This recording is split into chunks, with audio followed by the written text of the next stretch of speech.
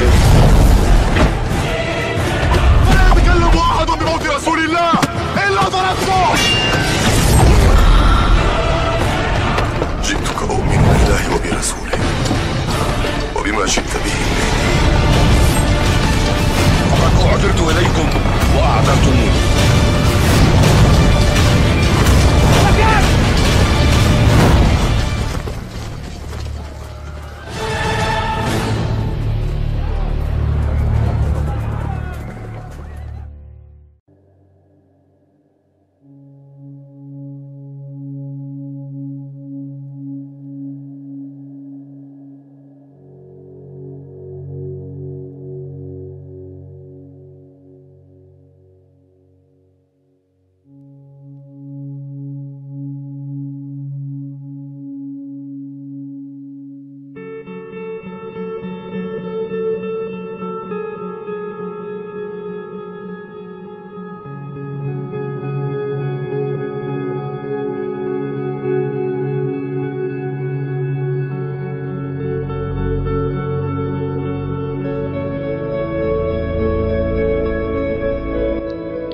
An Zaid bin Khalid radhiyallahu anhu qala sallam bina Rasulullah sallallahu alaihi wasallam salat as-subhi bil Hudaybiyati fi isri sama'in kanat minal laili.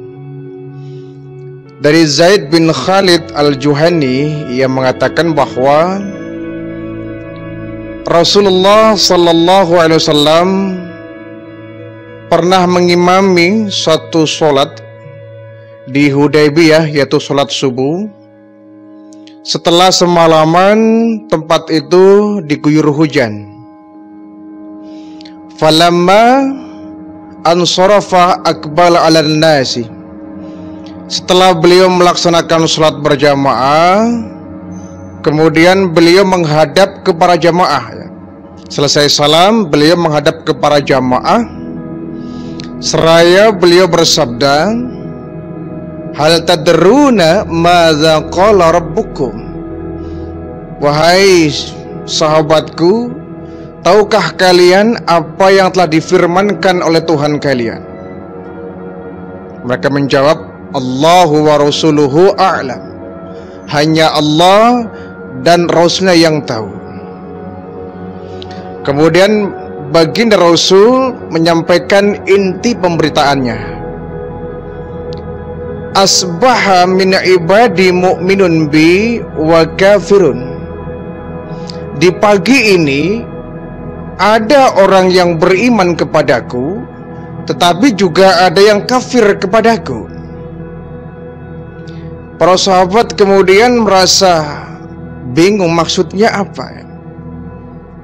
Kemudian baginda Rasul mengatakan, man qala mutirna bi fadlillahi wa rahmatihi fadzalika mu'minun bi kafirun bil kawakib. Siapa orang yang mengatakan bahwa hujan tadi malam adalah karunia dari Allah, rahmat dari Allah, maka dia orang yang beriman kepadaku dan ingkar kepada bintang-bintang. Namun sebaliknya kata baginda Rasul, wa amma man qala mutirna binau'i kadza wa kadza. Siapa orang yang mengatakan bahwa tadi malam hujan itu karena ada bintang ini dan bintang itu, fadzalika kafirun bi. Dia adalah orang yang kafir kepadaku, mu'minun bil kaukaba, dan dia lebih beriman kepada para bintang. Dalam hadis ini baginda Rasulullah sallallahu alaihi wasallam mengatakan bahwa semalam telah hujan begitu deras. Nah, di pagi hari ini kata Nabi, ada orang yang beriman kepadaku dan dia mengkafirkan terhadap bintang-bintang, tetapi ada juga sebagian sahabat orang-orang beriman yang mereka kafir karena dia mengatakan bahwa hujan ini turun karena ada bintang ini dan bintang itu. sementara dia mengkafiri aku. Dia lebih percaya kepada bintang-bintang. Ini maksudnya adalah bahwa baginda Rasulullah meluruskan akidah para sahabat, yang intinya juga meluruskan akidah kita sebagai orang-orang yang beriman. Ada sebagian memang waktu itu ya, keyakinan jahiliyah masih kuat ya. Masih kuat di kalangan orang-orang Mekah, orang Madinah ketika itu. Sehingga mereka banyak yang masih berkeyakinan bahwa hujan turun itu karena ada bintang ini, bintang itu. Mereka percaya kepada bintang-bintang daripada kepada Allah. Dan sebagian mereka meyakini bahwa ketika ada muncul bintang-bintang tertentu terbit di langit, maka akan terjadi turun hujan. Artinya dia tidak lagi meyakini kepada Allah bahwa Allah lah yang telah menurunkan hujan itu. Jadi kita pun sama ya. Kita harus berkeyakinan bahwa hujan yang turun itu bukan karena penyebab-penyebab tertentu. Semua itu adalah merupakan rahmat dari Allah Subhanahu wa ta'ala. Nah, keyakinan ini, akidah ini harus kita jaga sebaik-baiknya.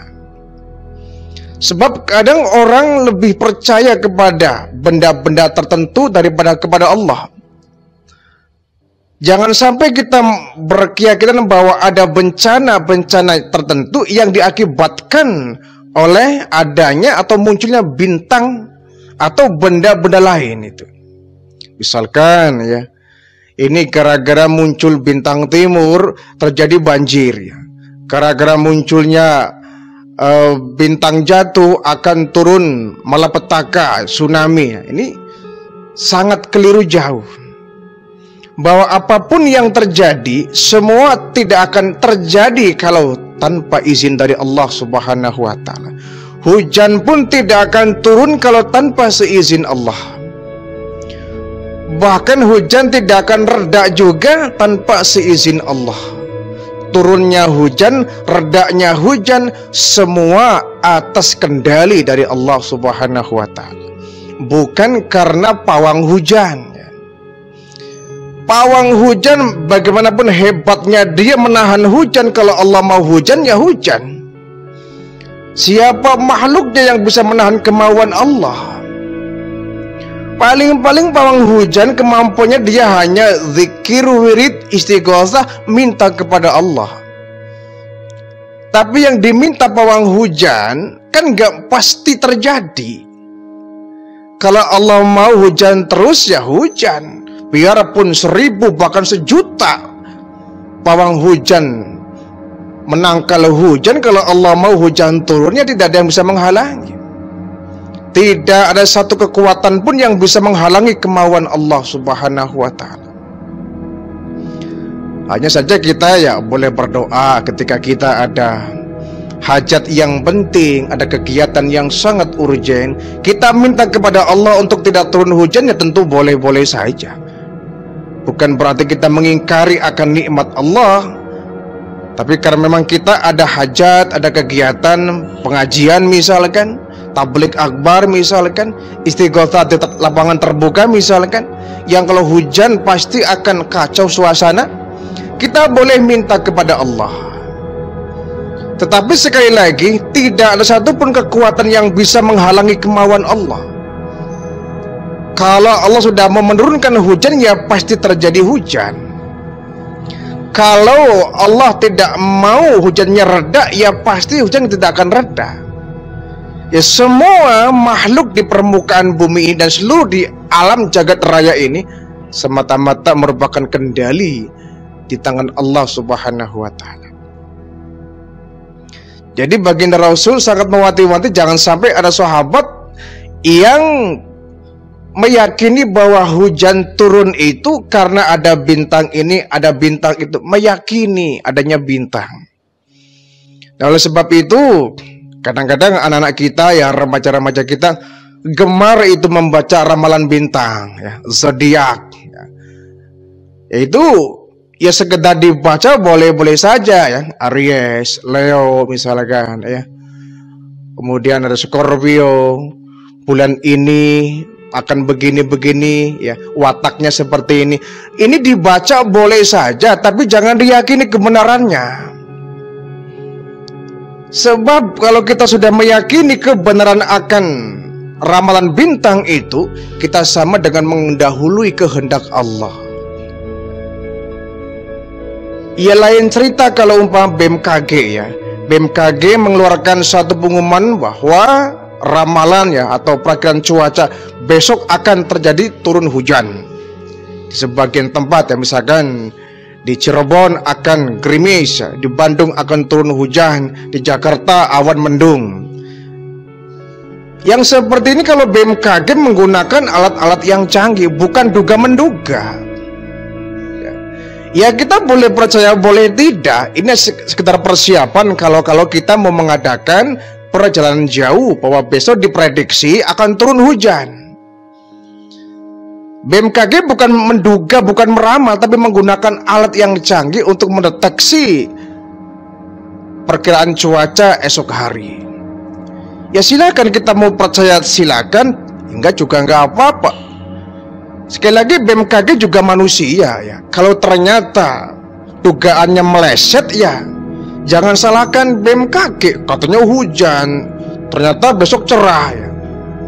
BMKG kan manusia. Dia hanya menggunakan alat saja untuk mendeteksi besok terjadinya cuaca mendungkah, hujankah, cerahkah. Kalau kemudian prediksinya meleset ya tidak ada salahnya. Yang penting kita yang akan bepergian jauh harap siap-siap kalau besok akan turun hujan. Kita tidak syirik kalau kemudian mempercayai hasil prediksi dari BMKG, tidak. Hanya memprediksi, menganalisa bahwa besok akan terjadi hujan, bahwa besok akan terjadi mendung, akan hujan ringan misalkan, atau gerimis saja. Ini agar kita ada persiapan. Ini tidak terjebak kepada perbuatan syirik ya.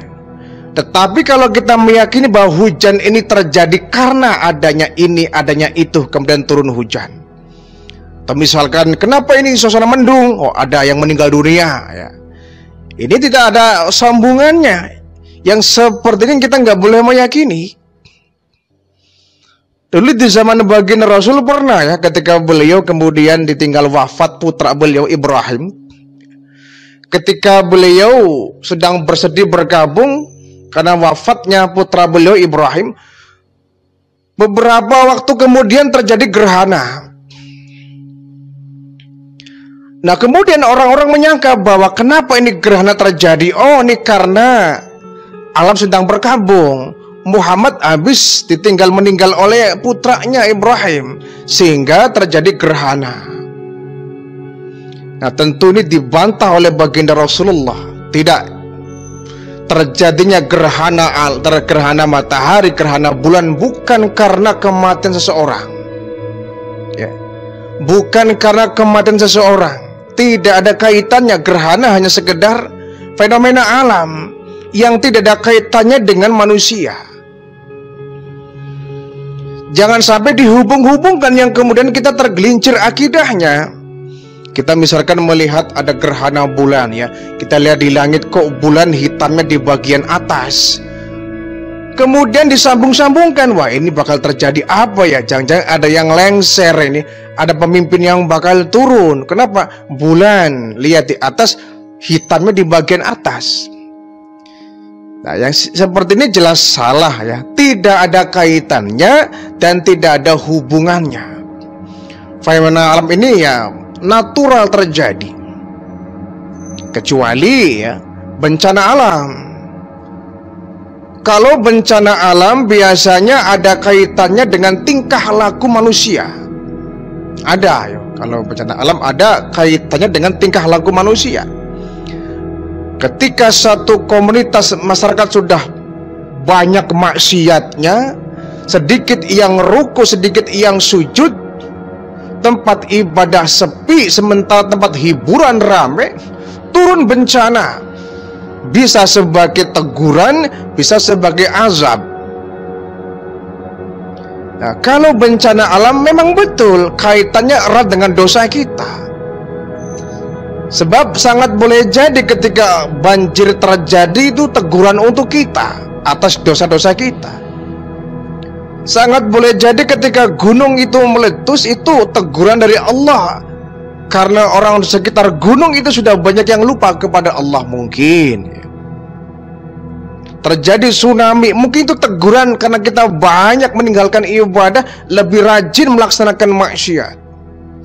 Nah, kalau bencana alam ini ada kaitannya dengan tindakan kita, perilaku kita yang melampaui batas. Dhaharul fasadu fil barri wal bahri bima kasabat aydin nas, kata Allah. Telah nampak kerusakan di daratan dan di lautan dari sebab ulah tangan manusia. Jadi Allah berikan bencana alam itu sebagai hukuman atas nakalnya manusia, ulah jahilnya tangan manusia itu, sehingga bencana pun terjadi, longsor, gempa, tsunami, banjir, angin puting beliung, sebagai teguran la'allahum yarji'un, agar mereka kembali bertobat kepada Allah. Yang seperti ini malah harus ya kita introspeksi diri. Semua bencana alam tidak datang dengan tiba-tiba. Semua sudah Allah rencanakan, dan tidak ada bencana yang datang kalau tanpa adanya penyebab. Mungkin Allah sedang menguji kita, mungkin Allah sedang menegur kita, atau jangan-jangan Allah menghukum kita, na'udzubillah. Yang seperti ini kita tidak akan terjebak kepada perbuatan syirik ya. Kita kaitkan bencana alam dengan perilaku manusia.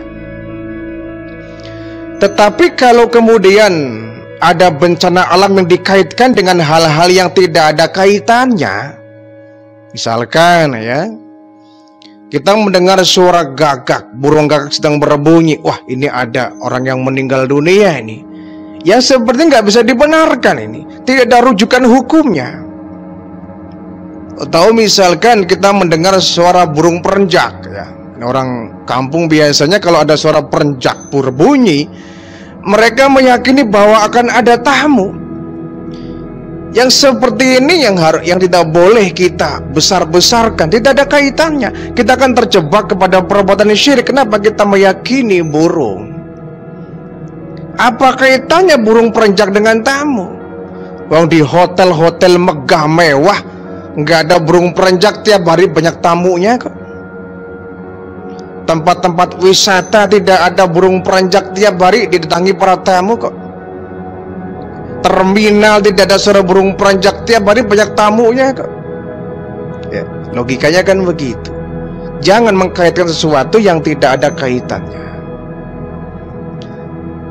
Jadi baginda Rasulullah mengatakan bahwa di pagi ini ada orang yang beriman kepadaku dan dia mengkafirkan bintang, tapi ada yang dia mengkafirkanku dan lebih percaya kepada bintang. Kalau mereka meyakini bahwa hujan turun itu karena munculnya bintang ini bintang itu, dia kafir kepadaku. Tetapi kalau dia meyakini bahwa hujan ini merupakan rahmat dari Allah, karunia dari Allah, dia beriman kepadaku. Jadi tidak ada satu bencana pun yang terjadi tanpa izin dari Allah. Baik itu berupa hal yang baik maupun yang buruk yang datang dalam diri kita, semuanya atas izin dari Allah Subhanahu wa Ta'ala. Jadi kita jangan mempercayai sesuatu yang tidak ada kaitannya. Kita harus mengatakan bahwa la haula wala quwwata illa billahil alil azim. Tidak ada daya dan kekuatan manusia selain daripada kekuatan Allah. Tidak ada yang bisa menolong kita selain daripada kekuatan Allah. Ya, inilah keyakinan dasar yang harus kita kuatkan dalam batin kita. Tidak ada yang bisa mendatangkan mudarat selain daripada Allah, dan tidak ada yang bisa mendatangkan karunia pun kalau bukan karena Allah. Sebab itu ketika kita berziarah kubur ya, kita harus niatkan matang-matang betul ya. Luruskan niat kita, jangan sampai berziarah kubur kita salah niat. Kita ziarah kubur bukan minta kepada sang ahli kubur, tapi kita ziarah kubur justru memberikan doa untuk mereka yang ada di alam kubur. Kita berdoa kepada Allah agar Allah mengampuni orang yang ada di alam kubur, bukan meminta kepada sang ahli kubur. Yang kemudian kita terjebak kepada syirik kalau kita datang ke kuburan minta kepada sang ahli kubur. Makanya betul ketika kita melaksanakan haji atau umrah ya, ketika kita ada di Madinah di Masjid Nabawi, kita keluar dari Raudhah, kita menuju keluar ke halaman itu, kita melewati makam baginda Rasul. Kita melewati makam baginda Rasul, makam Sayyidina Abu Bakar, Sayyidina Umar. Di situ kita tidak boleh berdoa. Kita hanya diperbolehkan untuk menyampaikan salam, bersolawat dan menyampaikan salam. Kita nggak boleh berdoa. Dikhawatirkan kita minta kepada baginda Rasul, bukan minta kepada Allah. Pun demikian ketika kita ada di depan Ka'bah, kita bukan minta kepada Ka'bah, kita bukan bermohon kepada Ka'bah, tapi kita bermohon kepada Allah melalui wasilah tempat sucinya, yakni Ka'bah. Di depan Hajarul Aswad, di depan makam Ibrahim, tempat-tempat yang mulia, di sana kita berdoa bukan minta kepada benda yang ada di sana. Benda mati ya tentu nggak akan bisa memberikan manfaat kepada kita. Kita mintanya kepada Allah melalui wasilah tempat yang kita yakini, tempat yang suci, tempat yang bersejarah, tempat yang di situ doa insya Allah makbul. Timbul tazam ya antara Hajarul Aswad dengan pintu Ka'bah.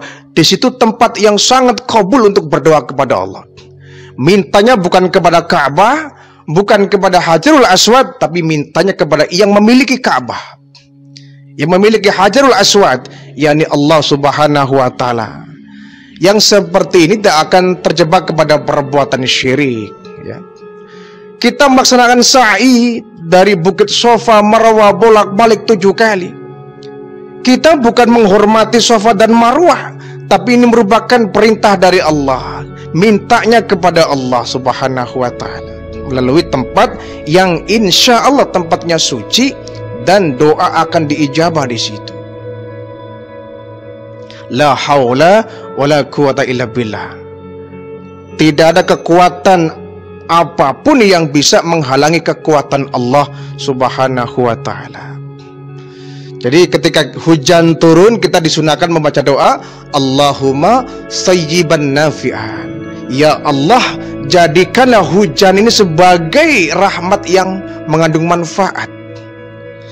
Jadikanlah hujan yang turun ini sebagai rahmat, sebagai pendatang manfaat, bukan bencana.